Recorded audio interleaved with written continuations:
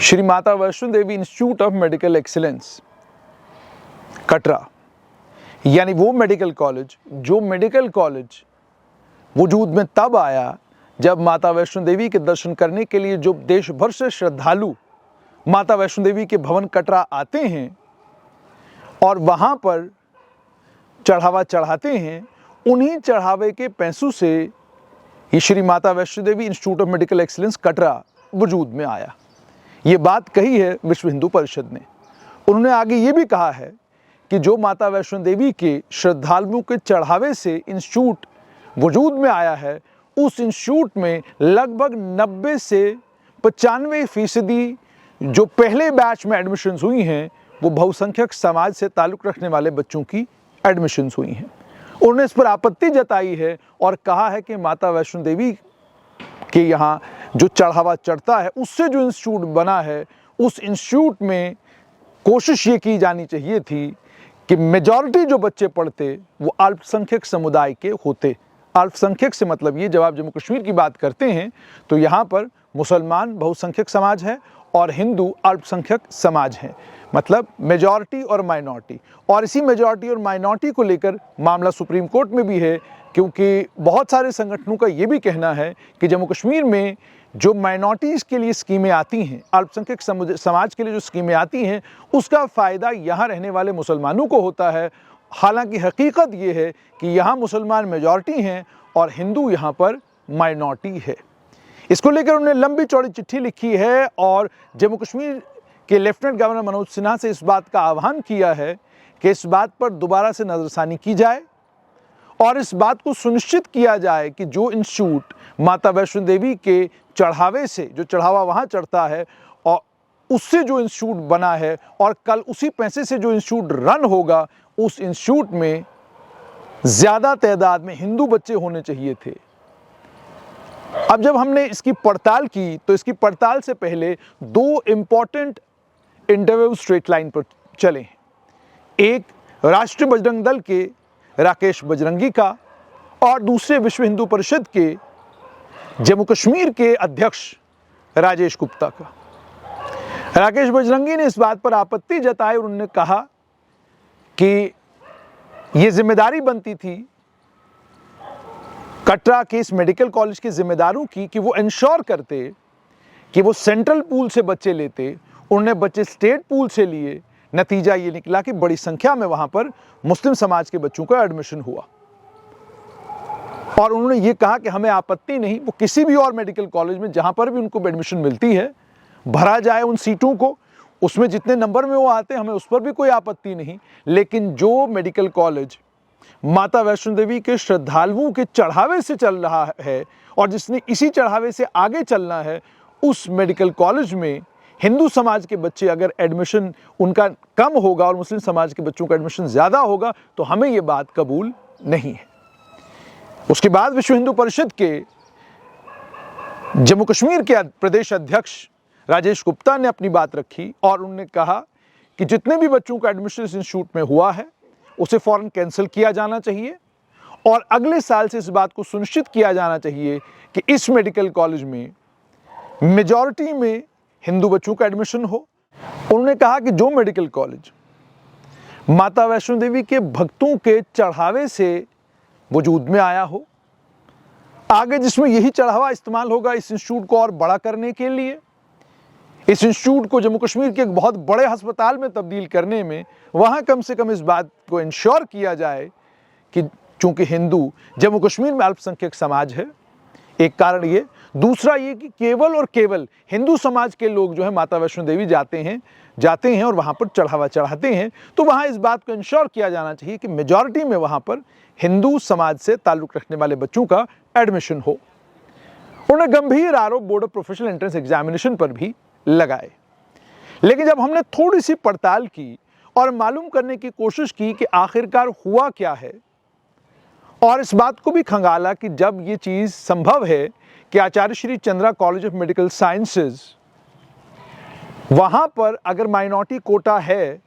और minority quota में वहाँ एडमिशन्स होती हैं, तो इस कॉलेज को माइनॉरिटी कॉलेज डिक्लेयर क्यों नहीं किया गया और अगर किया जाता तो शायद ये कंट्रोवर्सी होती ही नहीं। तो तथ्य क्या है? पहला और सबसे इंपॉर्टेंट तथ्य यह है कि Shri Mata Vaishno Devi institute of medical excellence यानी इस मेडिकल कॉलेज को एडमिशन की इजाजत 8 सितंबर 2025 को मिली है।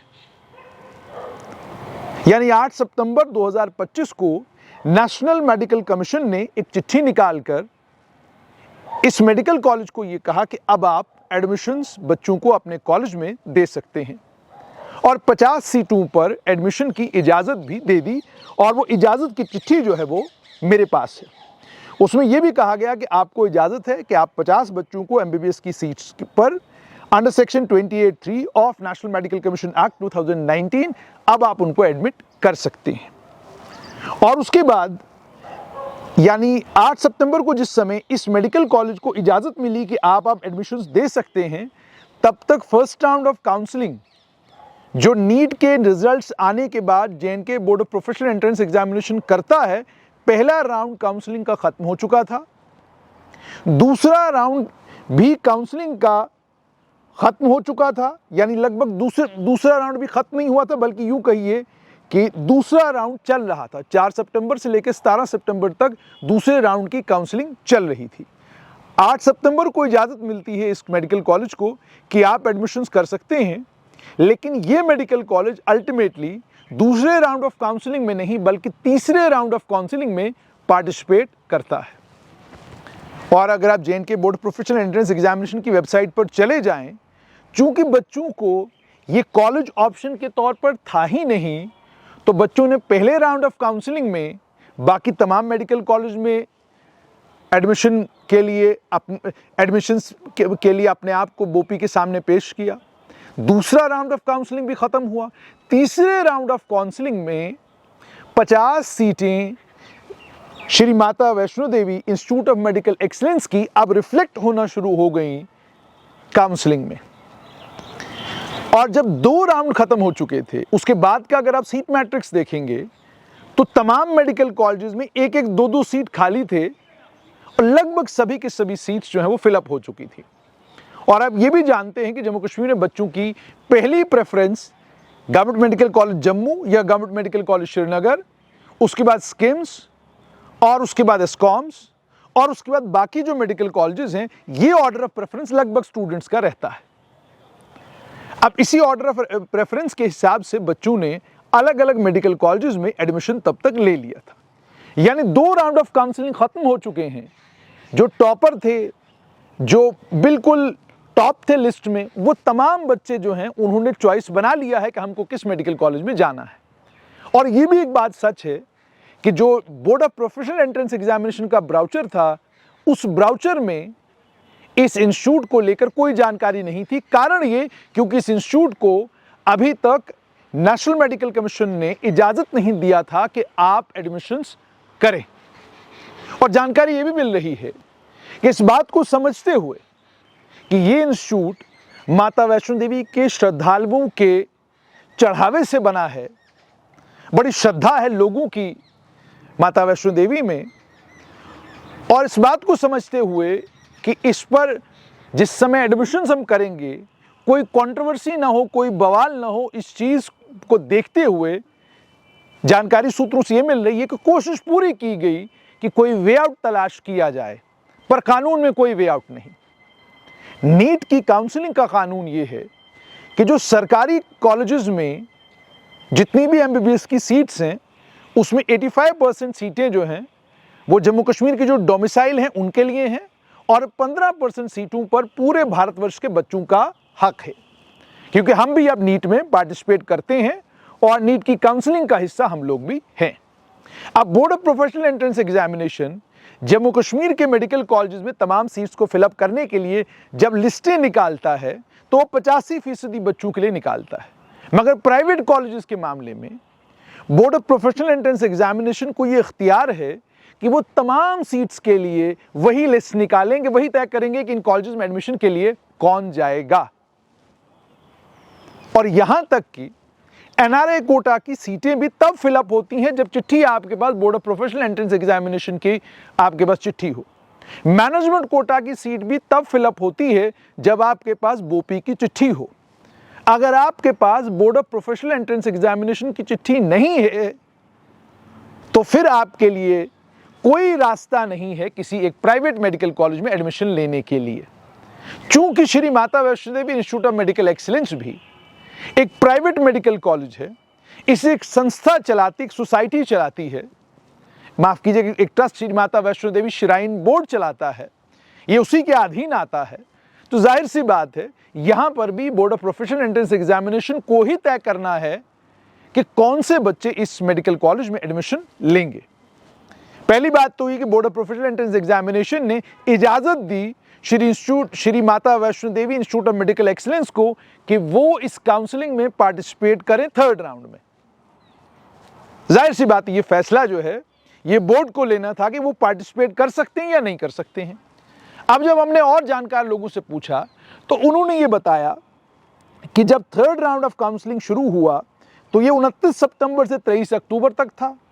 2 नवंबर को वेरिफिकेशन हुई और उसके बाद 9 नवंबर को जो कैंडिडेट्स ज्वाइन करने वाले थे उनकी वेरिफिकेशन हुई और अब स्ट्रे वैकेंसीज के लिए 14 नवंबर तक की तारीख है जिसमें काउंसलिंग होगी और उसके बाद जाकर इस कोटा को भी फिलअप किया जाएगा और ज्वाइनिंग की आखिरी तारीख है 20 नवंबर 2025। मेरी जानकारी के मुताबिक 36 बच्चों ने अभी तक इस Shri Mata Vaishno Devi institute of medical excellence में एडमिशन ले लिया है, जिसमें से 33 बच्चे बहुसंख्यक समाज के हैं और 3 ही बच्चे जो हैं वो अल्पसंख्यक समाज के, जो जम्मू कश्मीर में अल्पसंख्यक समाज है उससे ताल्लुक़ रखते हैं। अब सरकार, जो जानकारी मेरे पास है, सूत्र बताते हैं कि सरकार ने पूरी कोशिश की जाए कि कैसे हम कोई वे आउट एक्सप्लोर कर सकते हैं जिसमें इस बात को सुनिश्चित करें कि जिस वक्त एडमिशन हो, एडमिशन के बाद कोई बवाल ना हो। और ये भी जहन में था सरकार के कि अगर एएमयू को माइनॉरिटी का स्टेटस है, अन्य कई और इंस्टीट्यूट्स को हमारे देश में माइनॉरिटी का स्टेटस हासिल है और वहाँ माइनॉरिटी कम्युनिटी से ताल्लुक़ रखने वाले बच्चों को तरजीह दी जाती है, प्रेफरेंस दिया जाता है उनको एडमिशन में, इस बात का ख्याल यहाँ पर भी रखने की कोशिश की गई। पर चूंकि कोई रास्ता सरकार को उस समय मिला नहीं, जो सरकार कह रही है, जो सरकार के सूत्र कह रहे हैं। अब आगे एक और इम्पॉर्टेंट पड़ाव है इसका। वो इम्पॉर्टेंट पड़ाव ये है कि Shri Mata Vaishno Devi institute of medical excellence को प्राइवेट कॉलेज तो है वो, लेकिन क्या इसे माइनॉरिटी कॉलेज कहा जा सकता है कि नहीं, इसके लिए कॉलेज को जम्मू कश्मीर की सरकार से माइनॉरिटी स्टेटस की मांग करनी है। और जिस तरीके से डॉक्टर फारूक अब्दुल्ला ने अपने कालखंड में ऑल इंडिया, माफ़ कीजिएगा, अपने कालखंड में एस्कॉम्स को माइनॉरिटी कोटा की इजाज़त दी थी, उसी प्रकार से इस कॉलेज को भी माइनॉरिटी कोटा की जब इजाज़त मिलेगी तो फिर ये संभव हो सकता है कि 50 एडमिशन्स हों और फिर कॉलेज ये तय करे कि हमने कितने प्रतिशत किस समाज के बच्चों को यहाँ पर एडमिशन देना है। तब हो सकता है, कानूनी प्रक्रिया ये कहती है। अब जब हमने और जानकारी जुटाई तो उस जानकारी में ये भी निकल कर आया कि Jammu Kashmir board of professional entrance examination के पास जब नीट से लिस्ट आती है, उनके पास ये अधिकार रहता है कि वो on the basis of merit ये तय करें कि Shri Mata Vaishno Devi institute of medical excellence में किनका एडमिशन होगा, एस्कॉम्स में किनका एडमिशन होगा। और कोई प्रक्रिया नहीं है, कोई तरीका नहीं है कि ये कॉलेज या बोपी किसी को एडमिशन डिनाई कर सके, इनकार कर सके, नहीं देंगे आपको एडमिशन यहाँ नहीं मिल सकता। अगर कहीं पर भी कोई इंस्टीट्यूट ऐसा करता है तो स्टूडेंट्स जो है रेलेवेंट कोर्ट्स को अप्रोच करेंगे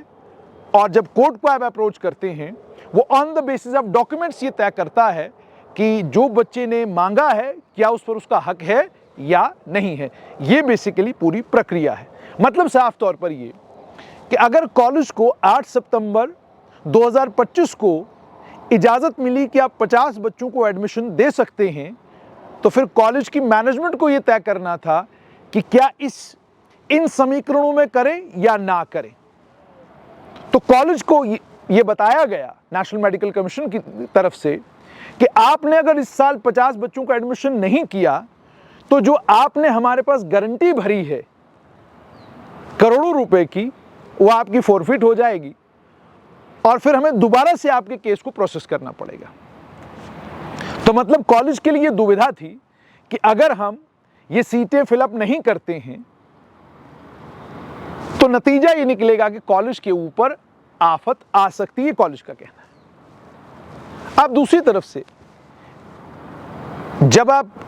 हिंदू संगठनों से बात करते हैं, जैसे विश्व हिंदू परिषद के प्रदेश अध्यक्ष राजेश गुप्ता ने बड़ा सीधा और सटीक काम ने कहा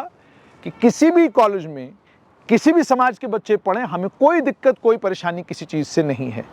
लेकिन जब हम माता वैष्णो देवी की बात करते हैं, वो हिंदुओं का एक पवित्र स्थान है। उस पवित्र स्थान पर पूरे देश भर से श्रद्धालु आते हैं और वहां पर चढ़ावा चढ़ाते हैं। उस चढ़ावे से यूनिवर्सिटी चल रही है, वहां सभी समाज के बच्चे पढ़ रहे हैं। इसी प्रकार से उसी माता वैष्णो देवी के कारण अब ये Shri Mata Vaishno Devi institute of medical excellence बना है। यहां पर भी इस बात का ख्याल जो है रखा जाना चाहिए था कि कौन सा समाज यहां कंट्रीब्यूटरी है और किस समाज के बच्चों का उस कंट्रीब्यूशन के बाद इस इंस्टीट्यूट पर हक ज्यादा है। ये बात उन्होंने कही। उन्होंने कहा किसी भी समाज से हमें कोई आपत्ति नहीं, कौन समाज किस समाज के बच्चे, यहाँ इतने मेडिकल कॉलेज हैं, हमें कोई आपत्ति नहीं। यहाँ स्कॉम्स में जब एडमिशंस होती हैं हमें कोई आपत्ति नहीं, क्योंकि वहाँ माइनॉरिटी कोटा है। लेकिन ये Shri Mata Vaishno Devi institute of medical excellence है, इसीलिए हमारी आपत्ति है। लेकिन वहीं पर मैंने आपको डिटेल में बता दिया कि जब 8 सितंबर को इन्हें इजाज़त मिली है तो बोपी को यह तय करना था कि इस साल हम इन्हें काउंसलिंग का पार्ट बनने दें या ना बनने दें, क्योंकि इसमें दो चीज़ें बहुत इंपॉर्टेंट है। पहला, जो पहला राउंड ऑफ काउंसलिंग हुआ वहां ये मेडिकल कॉलेज बच्चों के लिए अवेलेबल नहीं था। दूसरे राउंड ऑफ काउंसलिंग में बच्चों के लिए अवेलेबल नहीं था। अब यानी पहले राउंड ऑफ काउंसलिंग में जो बच्चे आए उनको इस इंस्टीट्यूट में एडमिशन लेने का मौका नहीं मिला। दूसरे राउंड ऑफ काउंसलिंग में जो बच्चे आए उनको भी इस इंस्टीट्यूट में एडमिशन लेने का मौका नहीं मिला। तीसरे राउंड ऑफ काउंसलिंग में जब बच्चे आए तो तब जाकर ये अवेलेबल हो गया मेडिकल कॉलेज। तो अब जाहिर सी बात है, पहले राउंड ऑफ काउंसलिंग में जो बच्चे एमबीबीएस जिनको नहीं मिला और जिन्हें बीडीएस लेना पड़ा या कुछ और लेना पड़ा, जाहिर सी बात है उन बच्चों को लेकर अब देखना ये होगा कि वो बच्चे क्या करते हैं। क्या वो कोर्ट को अप्रोच करेंगे, कोर्ट के सामने गुहार लगाएंगे कि जनाब अगर ये प्राइवेट मेडिकल कॉलेज है, हम भी पैसा, हमारे पास पैसा है, हम पैसा खर्चने के लिए 5 लाख रुपया साल की फीस देने के लिए तैयार हैं, हमारा हक पहला था। लेकिन चूंकि ये पहले और दूसरे राउंड ऑफ काउंसलिंग में कॉलेज अवेलेबल नहीं था, थर्ड राउंड ऑफ काउंसलिंग में अवेलेबल हुआ है, तो मतलब ये जो फर्स्ट राउंड ऑफ काउंसलिंग में रह गए, जो सेकेंड राउंड ऑफ काउंसलिंग में रह गए बच्चे, जो थर्ड राउंड ऑफ काउंसलिंग में बच्चे रह गए, जो जिनको सरकारी कॉलेज नहीं मिला, जाहिर सी बात है ये मेडिकल कॉलेज उन तमाम बच्चों के लिए एक ऑप्शन अवेलेबल हो सकता था। ये आर्गुमेंट हो सकता है। लेकिन ये तमाम बातें कानूनी बातें हैं। लेकिन फिलहाल खबर यही है कि Shri Mata Vaishno Devi institute of medical excellence को 8 सितंबर 2025 को इजाज़त मिली कि आप एडमिशन्स करें, और उसके बाद J and K board of professional entrance examination ने जिन बच्चों को काउंसलिंग के बाद ये कॉलेज अलॉट किया, वही बच्चे इस कॉलेज के दरवाजे पर एडमिशन के लिए पहुंच गए। तो मतलब साफ तौर पर यह है कि जो बच्चे कॉलेज के दरवाजे पर नीट और बोपी के रास्ते से इस कॉलेज के दरवाजे पर पहुंच गए, उन बच्चों को एडमिशन ना देना कॉलेज के लिए मुमकिन नहीं था। अब चूंकि गुहार लेफ्टिनेंट गवर्नर मनोज सिन्हा से लगाई गई है, जब वो वापस आते हैं तो सुनने में यही आ रहा है कि जितने भी हिंदू संगठन हैं उनकी यही मांग रहेगी कि इस इंस्टीट्यूट को माइनॉरिटी इंस्टीट्यूट डिक्लेयर कर दिया जाए, और जब ये माइनॉरिटी हो जाएगा तो वो जो माइनॉरिटी कोटा है उसमें जाहिर सी बात है फिर इन तमाम चीज़ों का ख्याल रखा जाएगा। लेकिन होगा क्या, ये सब कुछ उपराज्यपाल मनोज सिन्हा जब आते हैं और बोर्ड की डिटेल में मीटिंग लेते हैं, उनके सामने ये सारे तथ्य हैं, तभी आपने देखा होगा कि बोर्ड भी बिल्कुल इस कंट्रोवर्सी को लेकर खामोश है, कोई जवाब नहीं दे रहा, कोई हैंडआउट या कोई प्रेस नोट नहीं निकाल रहा, क्योंकि उन्हें मालूम है कि जो प्रक्रिया है वो बिल्कुल उस प्रक्रिया के ऐन मुताबिक चल रहे हैं। और उसमें जिन बच्चों को बोपी ने काउंसलिंग के बाद ये कॉलेज अलॉट किया है,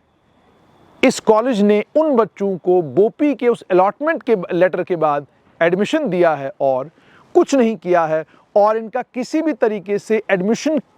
के अलावा काउंसलिंग या स्टूडेंट्स को सिलेक्ट करने में कोई रोल इस कॉलेज की मैनेजमेंट का नहीं है। इस कॉलेज की मैनेजमेंट इसलिए भी बच्चों को सिलेक्ट नहीं कर सकती क्योंकि एनआरआई कोटा हो, मैनेजमेंट कोटा हो, कोई भी कोटा हो, हर कोटा में बोपी ही तय करता है कि कौन मैनेजमेंट कोटा में, कौन एनआरआई कोटा में, कौन किसी और कोटे में इस कॉलेज में एडमिशन ले सकता है।